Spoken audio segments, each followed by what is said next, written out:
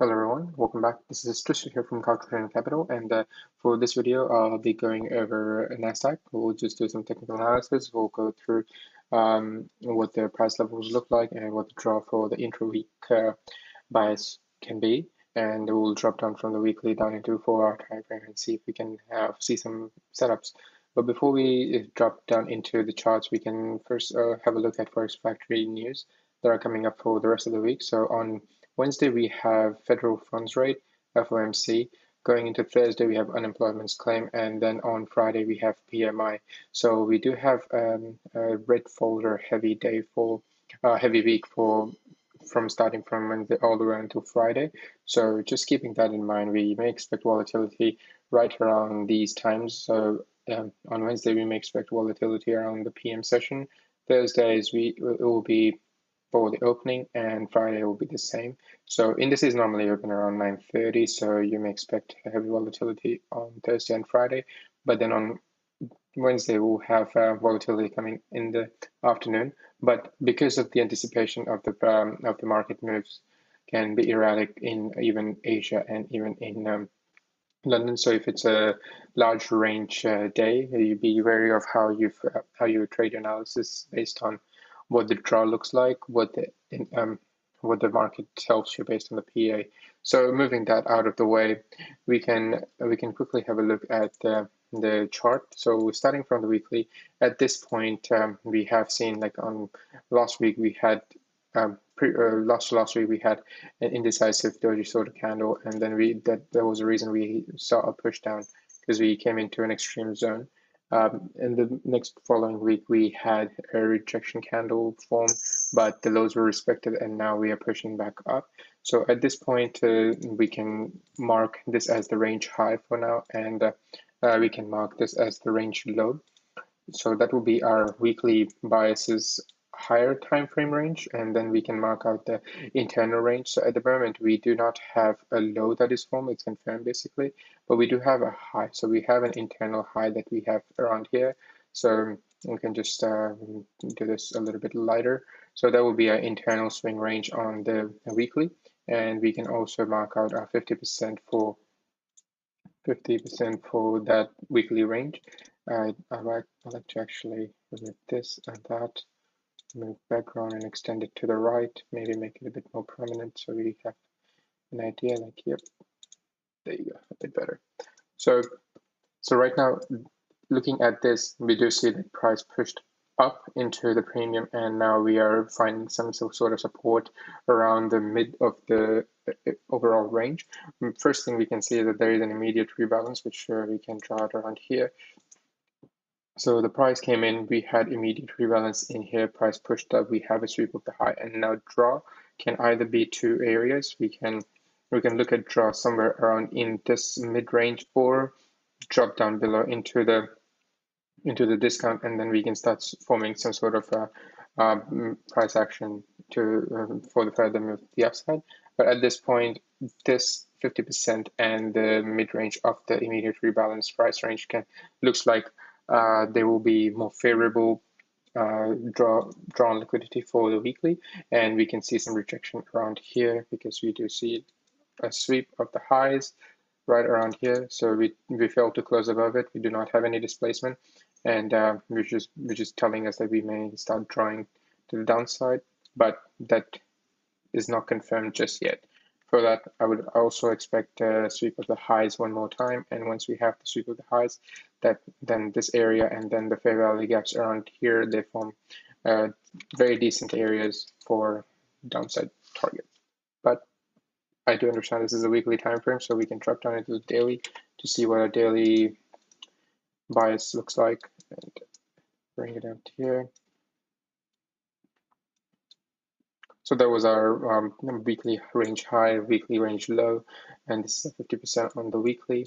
Zooming into the charts right around here, this was the 50% of this was the range basically for the immediate rebalance. We can just remove the silver lines to make it a bit more clear. So we do have on the daily time frame that works out perfectly into this fair value gap that was formed on the upper move around here, which was respected, price pushed away, and then we had a sweep. So on the weekly time frame, we did not have a closure, but on the daily, we do have some sort of closure, but then we have a displacement candle to the downside, and then one important zone that opens up for us will be this fair value gap, and we can see some sort of a rejection that can take place from here in here, maybe to the rejection block, and then we can start trying to the downside. This low can be our first. Let me just change the color of that so it's a bit easier to see. There we go. So that can happen, and also once we start breaking down, this area looks like the first drawn liquidity, and then we can drop into the initial order block that was formed around here, and we can also look at some displacement candles rebalancing around in here and around in here. Yeah, okay. So looking at daily time frame, what else do we see? We're not missing anything. At the same time, we can just turn on the imbalances indicator, but that this imbalance just that's formed around here that we see, the volume imbalance that hasn't been tapped as of yet. So that stays open. We are inducing right around the volume imbalance, and we do have an internal swing high within the range. So those are two areas for drawn liquidity if we start going to the upside. But of course, looking at the news events, we can start to work with what targets we have in mind based on some negative targets and some positive targets. Okay, so two areas up here. Rejection can also happen around the volume imbalance, and then we can see a displacement down candle, but it really depends on what we do around here. And if we start to do a ranging week, we can see a next week range to the upside before we start drop down.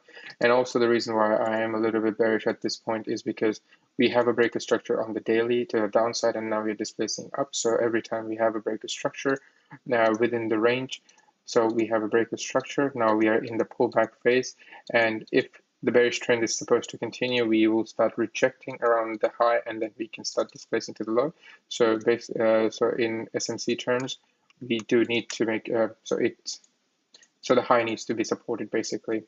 So if we have a chase to the high and it gets supported, and we have a displacement leg to the downside, that gives us a stronger indication that yeah, we may start to see some lower price action to the downside. But we have the same sort of scenario around here, but we have not tapped the extremes just yet.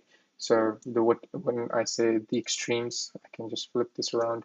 So that will be the 886, which was tapped once, but then the price melted down from there. So 886 is a good level, and then 79 is another good level that we can expect price to start rejecting off of, and that works out perfectly between the volume imbalance and around here. That works out well between the rejection block. So those two areas will be of interest going forward. So we can set some alerts around here at the volume imbalance for NQ and right around the high of the rejection block of the internal swing, because right now we are doing a balanced price range. So we can easily do something like this and sweep up the high, and then we can start breaking to the downside. So yeah, keep that in mind when you're looking for your trade entries. Okay, drop down to the 4-hour time frame. What do we see? Playing with the daily bias and the daily drawn liquidity, we can stretch this price action out around here. So there's a 2. That was the weekly high that we have, and we have a displacement candle range to the downside, which we are coming down and filling up the gap. If you see here on the 4-hour time frame, and right now we can see some sort of push to the upside, clear the highs, and then we can drop down lower. And for two areas that come to mind will be, the first one will be this fair value gap, and the second one will be right around here. So that's the second fair value gap. So we can see some sort of price action to the internal side of this, and then eventually we have a draw towards here, which works out perfectly with the 50% of the overall weekly range. So we may find some sort of support if we drop down, find some sort of support, and we have a displacement candle to the upside. But until then, we'll just work with what we have in front of us. So right now, 4-hour time frame, this is a low that has not been confirmed just yet. At this point, this low can either be taken out eventually in New York session, or or we can continue higher. But then this is the move that we saw around 10. So yeah, this is Asia, large range. Now New York will give us, sorry, this will be, yeah, this will be something that we need to understand, that overall the bias is to the downside, but then we can definitely see some draw to the upside. So keeping that in mind, we will keep this low as our second draw, this low as our first, and this will be our immediate confirmation.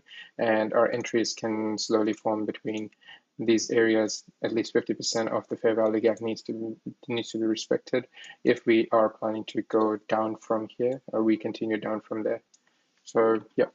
So at this point, this is what my analysis stands as in on NQ for the weekly, daily, and the 4-hour time frame. Hopefully, you guys found some value in this, and if you guys have any questions, leave a comment down below. If not, join our Discord. And yeah, until then, I'll see you guys next time. Take care.